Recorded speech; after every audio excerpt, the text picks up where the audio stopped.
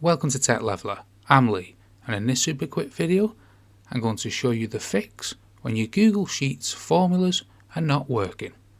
So if you've done a formula like this here, as we can see here, and it's not working and it's just showing you the formula, I'm going to tell you two different methods what you can try.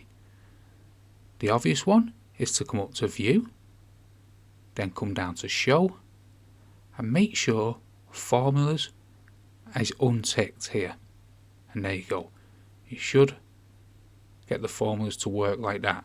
If that doesn't work, what a lot of people have found is that simply refreshing the page kicks the formula into gear. We don't know if it's an update has happened in the back end or what, but make sure you save your spreadsheet, then try the refresh method. I know it might sound a little silly, but most people have found this to work if the View Show Formulas is unticked. So hopefully that'll fix your Google Sheet formula not working.